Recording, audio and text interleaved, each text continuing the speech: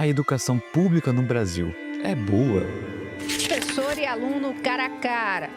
Estas imagens foram gravadas dentro de sala de aula em uma escola de São Paulo.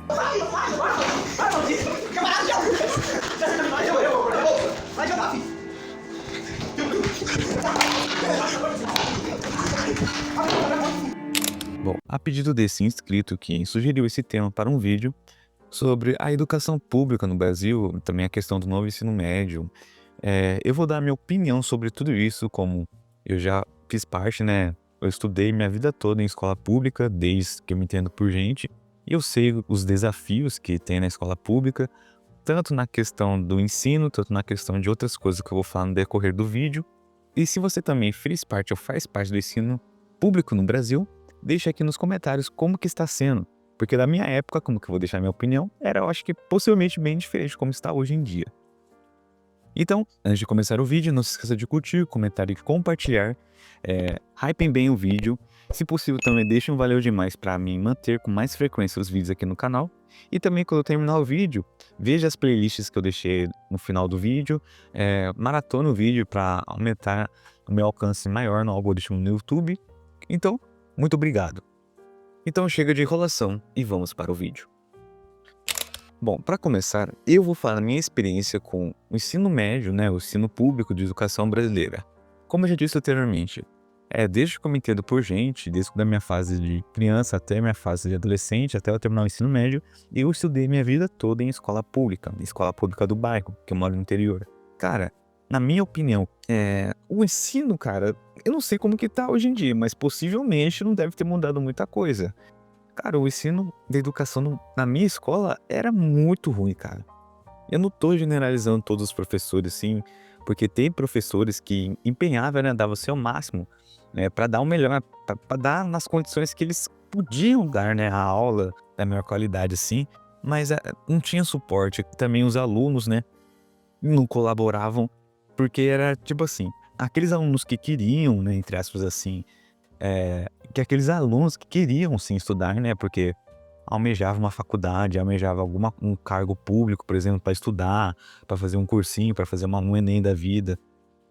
Eles não conseguiam estudar, porque eu digo por mim mesmo, cara, praticamente você estudava, prestava atenção na aula, ou você não conseguia prestar atenção, porque era tipo assim, era praticamente toda hora acontecer alguma coisa. Cara, na minha sala, os pessoal já tacaram fogo na sala, os pessoal quebrava vidro, sabe, né, tinha umas cortinas, não sei se na escola de vocês tem, tipo umas cortinas e era uns vidros bem pra jeitinho, tá ligado? Eles pegavam as cortinas na mão e quebrava o vidro, tá ligado? Tipo assim, quebrava o vidro, aí ficava por isso. E como a minha escola, quando era quente, era um calor do inferno, e quando era frio, era um frio desgraçado. E você imagina, não tendo vidro na escola, não tendo vidro na sala de aula, como que ia? Como que era a sensação, sabe? E os pessoal faziam isso, porque ninguém, tipo assim, não generalizando, né, mas quase ninguém queria estudar. Tipo assim, a pessoa não quer estudar e não deixa as outras pessoas estudarem, sabe? E até a questão que você sabe bem de importunação, as pessoas importunando os outros alunos, treta, isso, aquilo. Teve até casos, né, chamaram a polícia, de briga no intervalo, briga dentro da sala, até coisas que vocês sabem que acontece, sumir mochila, isso, aquilo. E querendo ou não, com essas importunações durante a aula, o professor não consegue dar aula devidamente correta, tá? E também tinha professores que falam pra você, só Deus na causa, porque tipo assim, eu tinha aula de química. A minha professora de química não fez faculdade de química, ela era professora substituta, sabe? Aquelas estudantes, né, que vão ser professor, só que a matéria que ela estava lecionando, tipo, só que a matéria que ela estava fazendo na faculdade era de história, alguma coisa do tipo, só que não era matéria de química. E o que ela fazia? Ela fala assim, ó, abre a apostila na página tal. Nem sei se agora tem mais apostila, porque antes da minha época, cara, a gente levava livro, tipo, livro mesmo, livro de acho que umas 1000 páginas, tá ligado? Livros, apostila e o caderno normal. E tipo assim, a gente levava toda a aula praticamente. E a gente não podia deixar na escola. Depois, com o tempo que mudou, a gente só levava só a apostila e o caderno. Mas a gente levava livro, a gente levava apostila.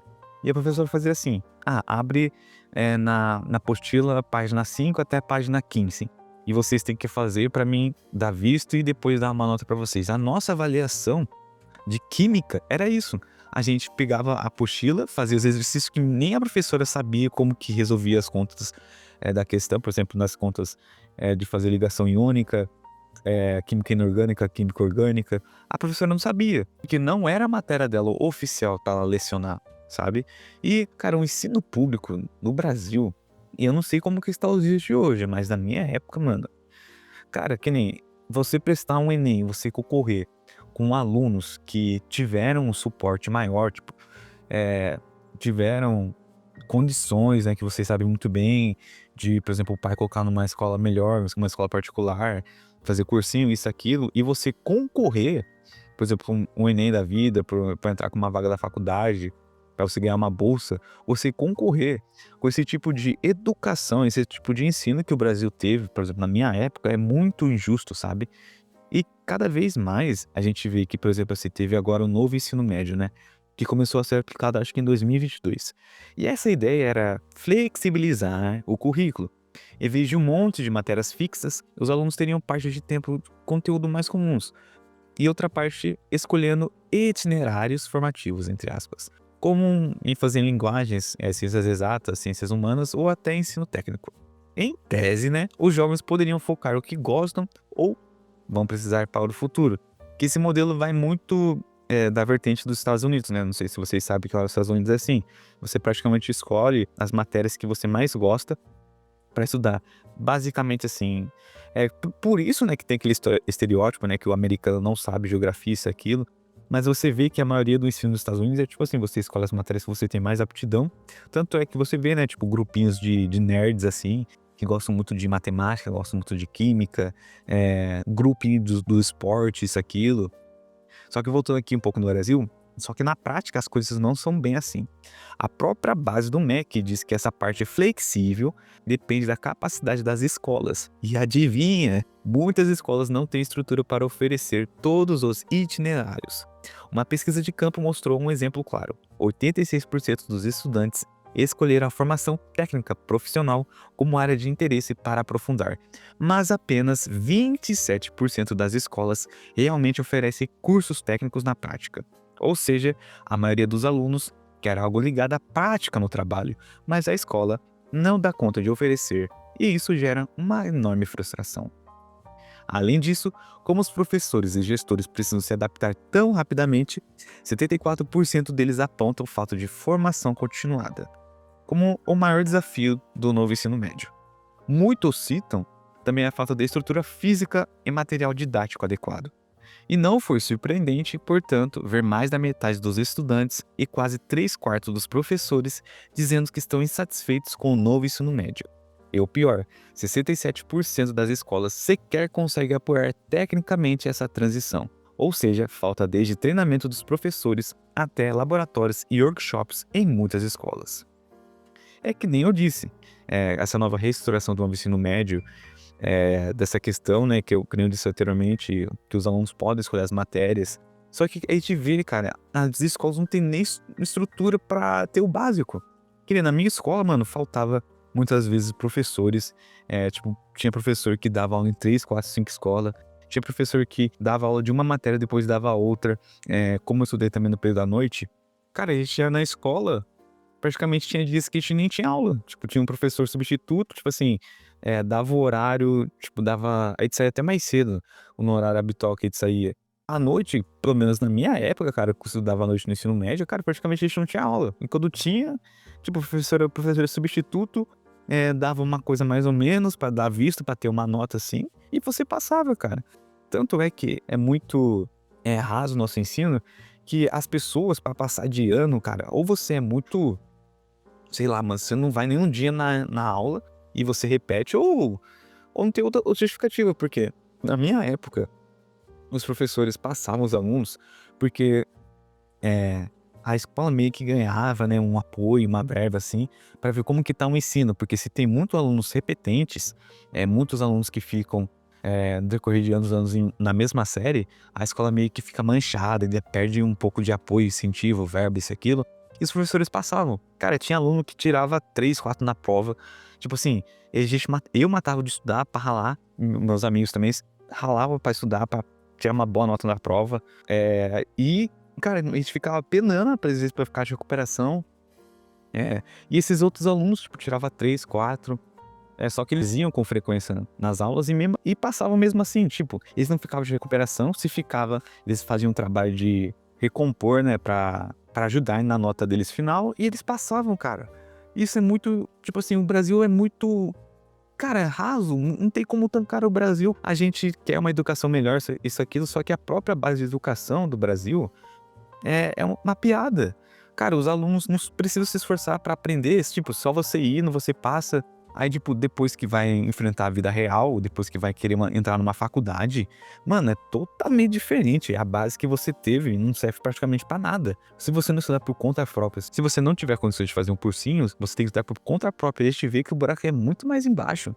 Cara, entrar numa faculdade, fazer um Enem na vida, fazer prestar algum concurso, cara, a gente vê que a nossa base de ensino é mapeada. Cara, a gente só vai lá só pra fazer número, cara. Só desculpa a palavra, mas pra gente desperdiçar nosso tempo. Porque além da base ser uma porcaria, também tem a questão de importunação na escola, né? Tipo, você sabe o quê? Que os alunos sofrem.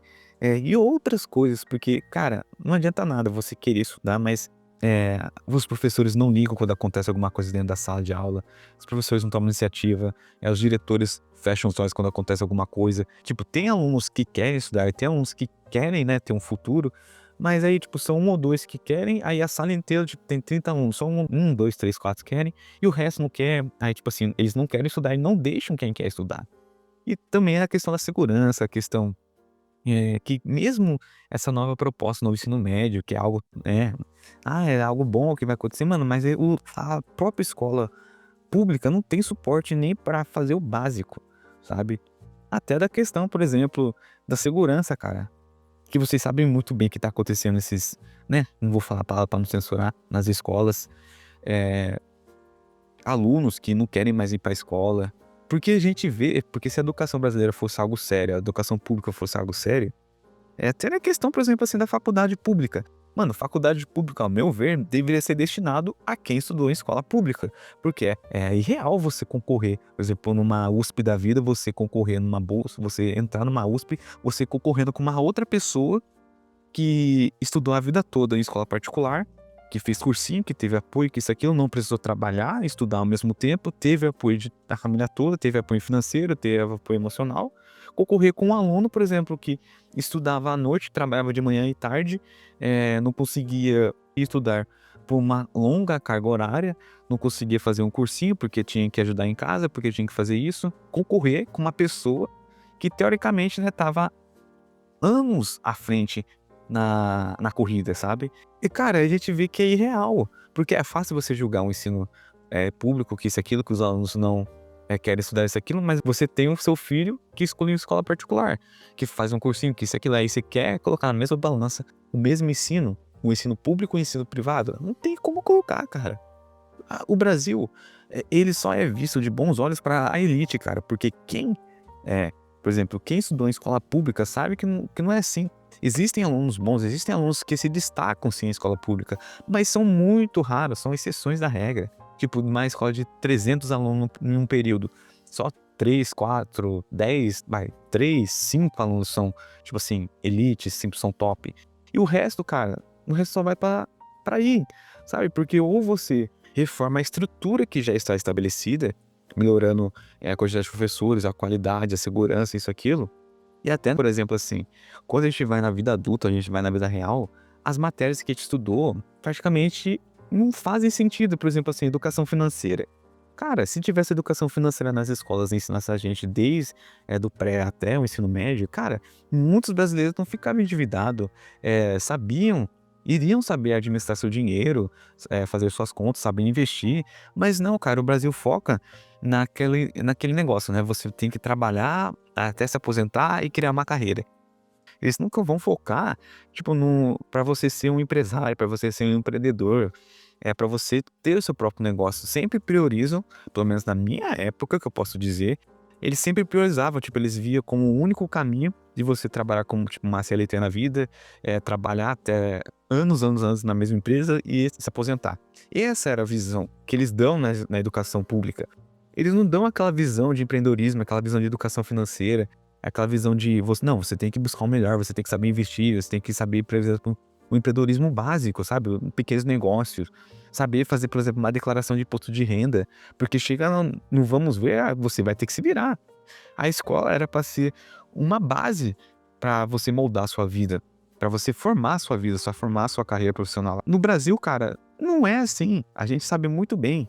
Não adianta você ser romântico, falar, mas o Brasil vai melhorar isso aquilo. Cara, se não melhorar, se não melhorou nem do básico que a gente precisa, nem do básico que os alunos precisam, como que quer fazer uma estrutura, um novo ensino médio, quer ter isso, quer ter aquilo, mas nem o básico consegue dar para os alunos, nem o básico consegue oferecer para os alunos. É muita coisa para pensar, eu sei. O objetivo desse vídeo é justamente abrir a discussão. Não passar pano na cabeça, nem sair apontando o dedo para ninguém. A educação brasileira é um desafio complexo. Envolve governo, professores, pais e estudantes. Mas enfim, essa é a minha opinião. Se você tem uma opinião diferente da minha, deixa aqui nos comentários. E se você gostou do vídeo, não esqueça de curtir, comentar e compartilhar e se inscrever. E eu vou deixar algumas playlists aqui para você maratonar o canal. E se você também gostar, compartilhe com os amigos, beleza? Até a próxima!